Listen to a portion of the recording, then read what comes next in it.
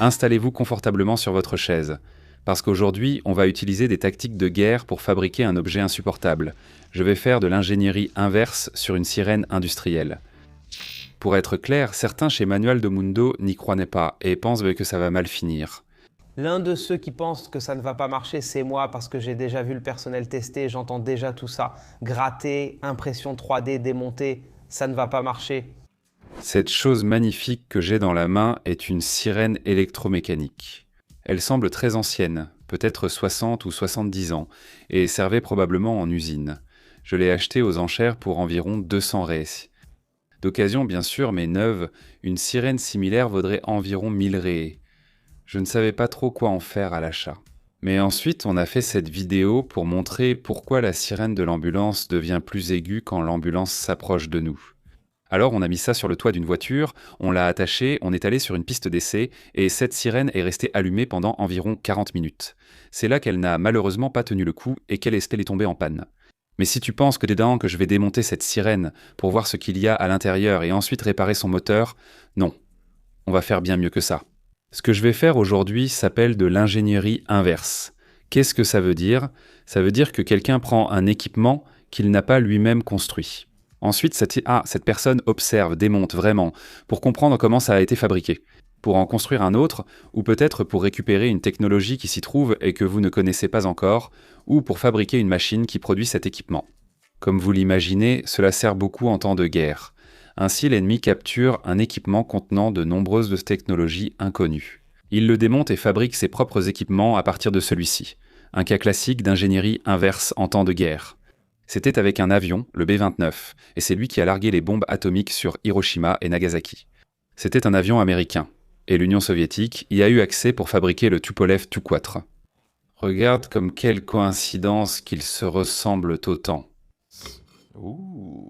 Mais il y a un cas qui montre bien le danger de cette histoire d'ingénierie inverse, c'est le suivant. En 2011, les États-Unis recherchaient Oussama Ben Laden, chef d'Al-Qaïda, l'organisation responsable de l'attentat du 11 septembre à New York. Ils savaient donc qu'Oussama Ben Laden vivait au Pakistan. Et ils ont monté une opération secrète. Pour aller chez Oussama Ben Laden de manière totalement secrète et tuer Oussama Ben Laden. Alors, qu'est-ce qu'ils ont fait ? Ils ont pris 2 hélicoptères Black Hawk, qui sont des hélicoptères très célèbres à la guerre. Mais ceux-là étaient spécialement préparés pour ne pas faire de bruit, c'était des hélicoptères furtifs. Une technologie dont le fonctionnement reste inconnu. Ils ont pris 2 hélicoptères remplis de SEAL de la marine. C'est ça spécialiste, je ne sais même pas si on peut les appeler soldats, mais ce sont des experts dans leur domaine. Ces gars allèrent descendre en rappel sur la maison d'Oussama Ben Laden. Mais arrivé là-bas, un hélicoptère a perdu de la portance, a dû atterrir en urgence et s'est écrasé. L'appareil s'est cassé. Ils ont continué la mission, entrés dans la maison, ils ont tué Oussama Ben Laden. Plusieurs personnes ont récupéré son corps. D'autres hélicoptères assuraient la couverture, alors pour partir, ils ont utilisé l'un d'eux. Imaginez maintenant laisser un hélicoptère ultra technologique là-bas, doté de nombreux dispositifs pour qu'il reste silencieux. Et tous les Pakistanais auraient eu accès. Tu sais ce qu'ils ont fait. Ils avaient plusieurs explosifs pour faire sauter des portes, des trucs comme ça. Ils les ont placés sous l'hélicoptère, l'ont complètement détruit, y ont mis le feu et sont partis. Imagine si quelqu'un s'emparait de cette précieuse machine. Heureusement, il ne s'agit pas de matériel militaire. Donc la sirène me semble un peu plus facile à démonter que le Black Hawk. J'ai déjà enlevé le capot avant. Ici, l'arrière n'est pas très facile. Le moteur ne m'intéresse pas, car je ne vais pas utiliser le moteur de ce modèle. Je vais seulement utiliser l'avant ici. Ce que j'ai fait jusqu'ici est peut-être déjà suffisant. Regarde comme c'est joli. Elle a une roue ici. Cette roue dirige l'air vers l'extérieur, non ? Quand elle tourne, l'air a tendance à s'échapper par ces trous. Mais il y a un couvercle ici, regarde, qui fait que parfois, le trou coïncide avec celui de l'extérieur. Parfois non. C'est-à-dire, parfois l'air arrive à s'échapper, parfois l'air n'arrive pas à s'échapper. C'est fou, non ? C'est comme un compresseur qui relâche l'air, puis s'arrête, relâche l'air, puis s'arrête, relâche l'air, puis s'arrête. C'est la logique derrière ça. Et c'est similaire à un haut-parleur. Le son est une vibration de l'air, donc le haut-parleur fait vibrer l'air pour que cette vibration atteigne notre oreille.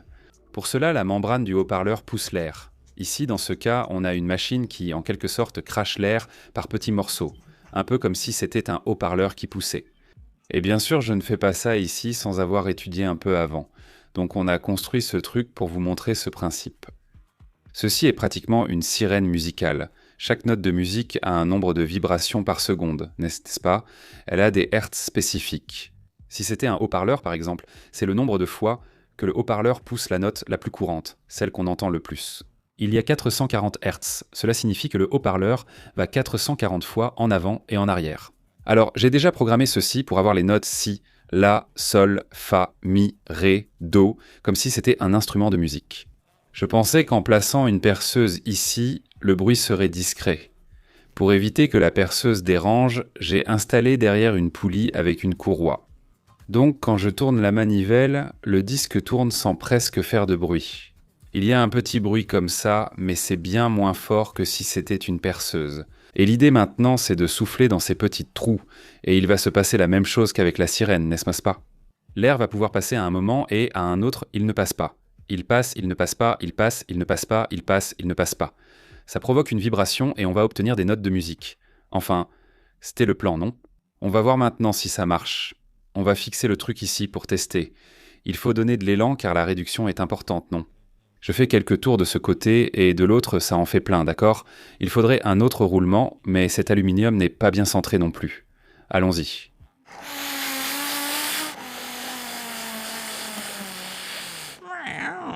Ça m'a donné le tournis. Aucun bruit n'est sorti.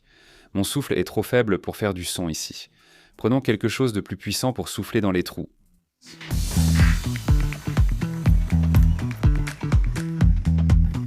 J'ai oublié l'opération à l'épaule, mais le médecin ne regarde pas cette vidéo. Cette fois, ça va marcher, hein? On va voir.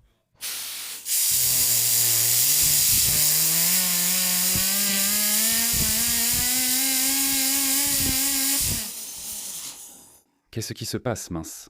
Le compresseur est à court. Le réservoir, je vais devoir le recharger. Ça y est, écoute juste ça.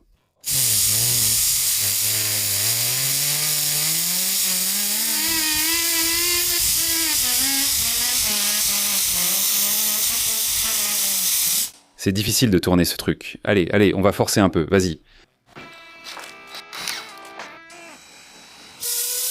Hop!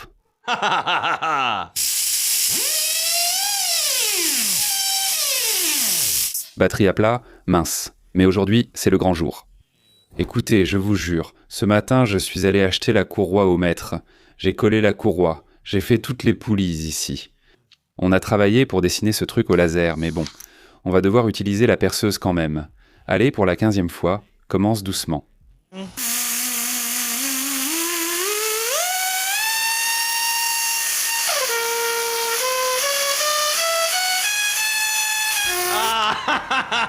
Ma théorie se confirme, hein?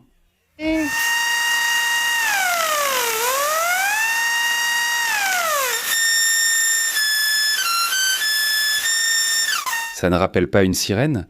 Je vais mettre un protège-oreille, car l'équipe du manuel s'est plainte du volume absurde de ce truc dehors, et je ne l'avais pas remarqué. Je vais aussi mesurer avec le décibelmètre ici, pour qu'on puisse comparer et voir quel est le volume, si c'est comparable ici. Allons-y maintenant. Oui.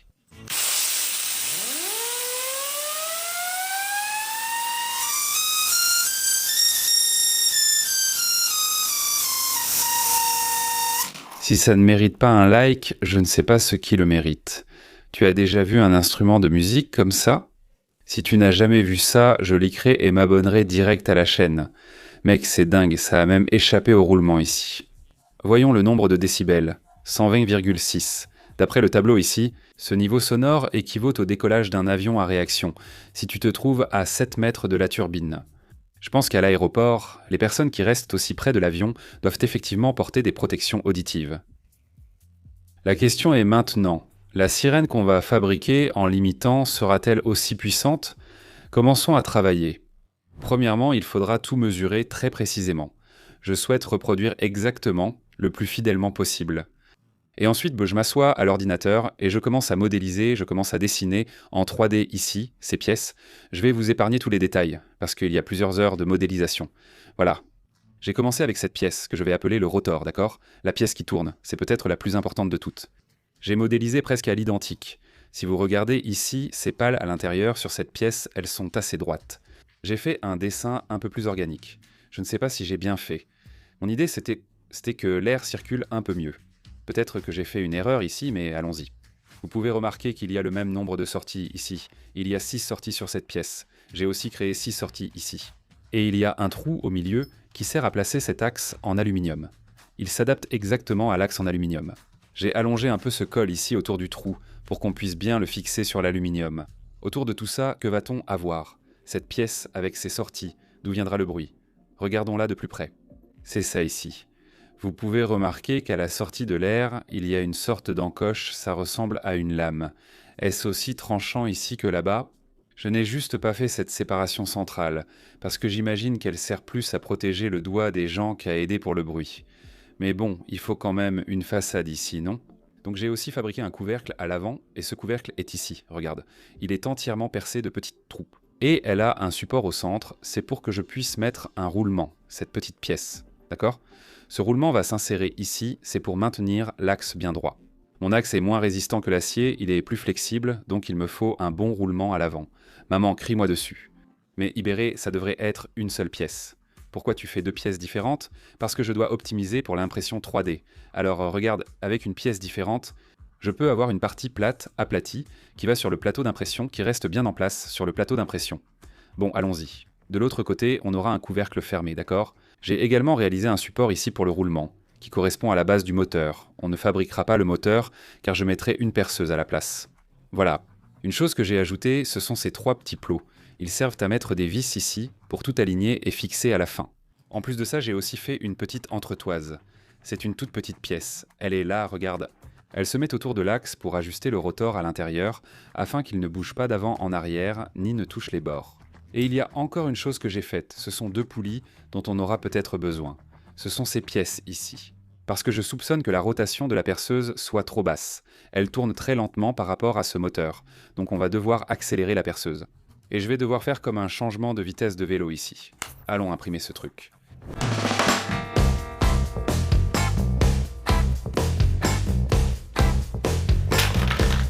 Ceci est devenu la chose la plus belle du monde. Il y a 9 pièces. J'ai essayé d'éviter de faire ce genre de support ici en 3D, n'est-ce pas? C'est un échafaudage. Ça fonctionne en impression 3D, mais il n'y avait pas d'autre choix. Certaines pièces, comme ces poulies, nécessitent un support. Je dois vous dire que c'est vraiment génial de dessiner quelque chose sur papier, puis de le passer à l'ordinateur, de le modéliser en 3D et, à la fin, d'obtenir un objet réel. Solide, dur, joli. Allons commencer à assembler ça, mettre les roulements ici dans les emplacements. C'est bien ajusté. Une chose que j'ai apprise en faisant cette vidéo, c'est que sirène veut dire sirène. Oui, c'est exactement ce que vous avez entendu. D'ailleurs, si vous cherchez sirène sur Wikipédia, vous verrez que c'est là. Un des noms est sirène. Même en espagnol, c'est sirena. C'est parce que, dans la mythologie, les sirènes étaient de belles femmes qui restèrent au bord de la mer, là, en train de chanter. Et ce chant envoûtait les navigateurs. Ils restaient étourdis par le chant de la sirène, attirés, et finissaient par fracasser leurs navires contre les rochers et faisaient un naufrage. Donc lorsqu'on dit qu'une personne a entendu le chant de la sirène ou qu'une histoire en est un, cela veut dire qu'elle est attirée par quelque chose de dangereux. Par exemple, quelqu'un veut te convaincre de devenir riche via un site de Paris. Mais quel est le lien entre ces femmes qui chantaient et un instrument au son très fort? La sirène a été inventée au début des années 1800. Donc en 1819, un Français appelé Charles Cagnat de Latour a réussi à construire une sirène archaïque là-bas, qu'il a appelée... Sirène. Ce qui veut dire sirène en français. Cette machine faisait un bruit si fort qu'il était impossible de l'ignorer, comme le chant d'une sirène. Quand tout sera aligné, n'y aura-t-il plus de bruit ni de friction? Bien sûr, au moment de dessiner, j'ai mesuré la vis et j'ai fait exactement la taille de la vis. J'ai même laissé un petit jeu, d'un 1/10 de millimètre. Le problème, c'est qu'à l'impression 3D, au moment où la machine dépose le plastique, il déborde un peu sur les bords. Donc, quand tu fais un trou quelconque en impression 3D, il est toujours plus serré que ce que tu as dessiné. Et les bords du matériau finissent toujours par être un peu plus grands que ce que tu as dessiné aussi. Donc j'ai ce souci, je dois ouvrir le filetage ici avec la perceuse. 1, 2, 3. Ah, Fernando, tu disais que ça ne marcherait pas. Regarde, il fait déjà du bruit quand je le tourne à la main. En théorie, si je mets la perceuse ici, ça devrait déjà chanter comme une sirène. Mais je fais une sauvegarde comme je l'ai montré sur le dessin là-bas. Installer une poulie ici pour augmenter la vitesse du truc. Comme d'habitude, elle ne veut pas rentrer, hein. Et j'ai oublié de mettre une pièce à l'intérieur. Regardez, ça bouge parce que je n'ai pas mis un des entretoises. Regardez, cette petite pièce ici devait aller à l'intérieur. Elle n'aurait pas laissé faire. Le projet était bien conçu, non ? Maintenant, faisons-le correctement. Regardez, l'ajustement sera parfait. Voilà, c'est bien serré, plus de jeu. On va affûter la pointe de l'axe ici pour voir le résultat. Comme ça, c'est plus simple.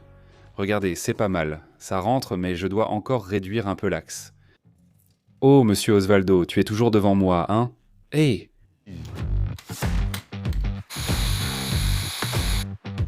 Regarde comme c'est joli. On fixe tout sur la table maintenant, d'accord ? On laisse déjà une courroie ici au cas où.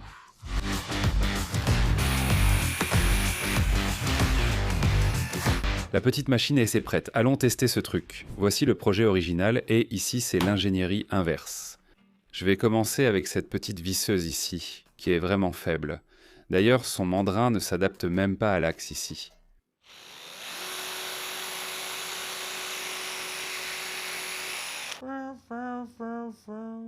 Celle-ci est déjà une perceuse beaucoup plus grande. Je parie que ça va marcher.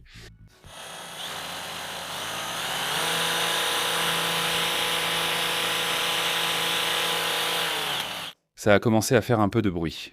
Avec le protège-oreille, je n'entends pas bien. Je pense que ce n'est pas si fort. On va réessayer ici sans le protège-oreille.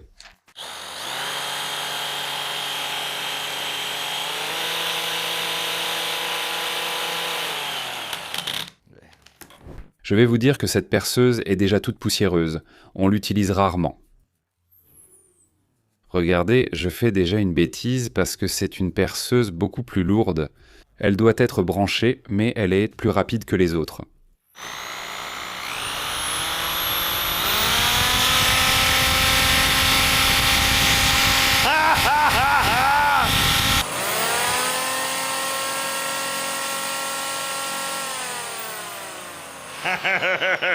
Regardez, on a déjà...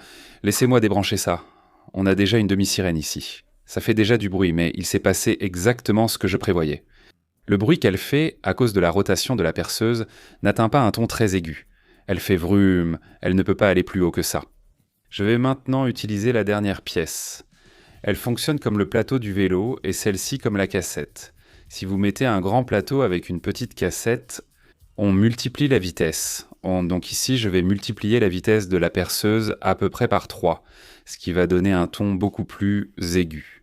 Je n'ai pas fait de support pour ça, donc je vais devoir tenir ici à la main. Je vais devoir fixer à la perceuse et tenir avec la main. Mais je pense que ça va donner un résultat complètement différent.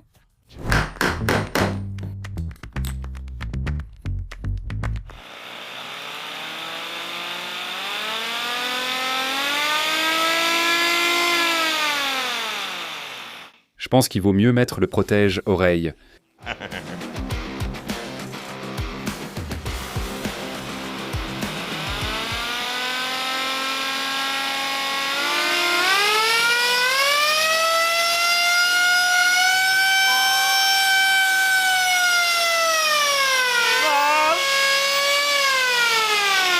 Nous avons une sirène faite avec de l'ingénierie inverse. Et elle sonne bien, hein ?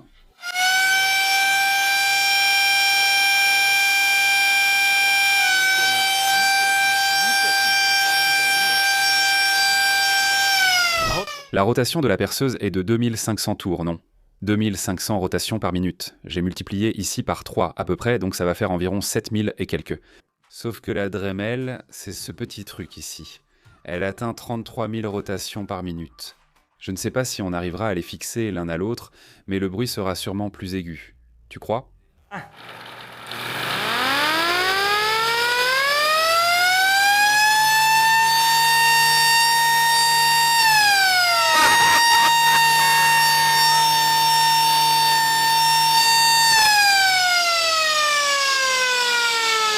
Regarde, regarde, regarde, ça tourne super bien. Ça continue de tourner longtemps. Voilà.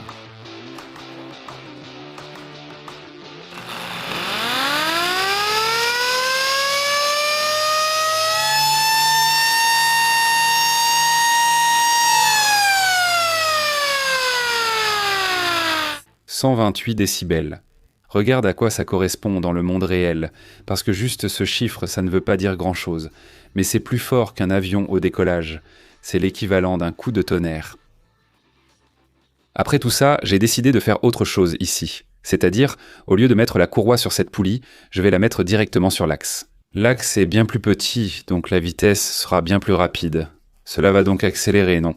La vitesse va augmenter environ 20 fois, c'est la proportion entre cette roue ici et l'axe. On va voir.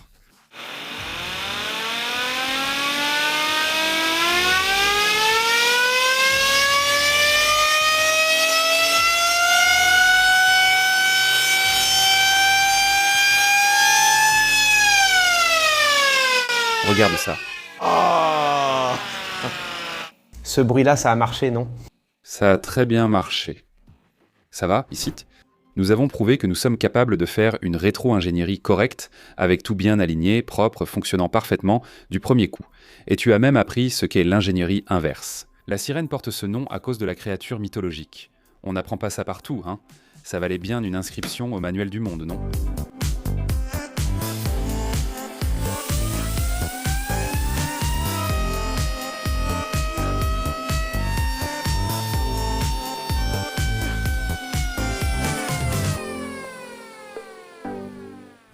Si tu aimes le bruit fort, une fois on a décidé de mesurer la vitesse du son. En pratique, vraiment. Pour ça, on a utilisé un enregistreur et un pétard. C'est une expérience vraiment sympa, jette un coup d'œil.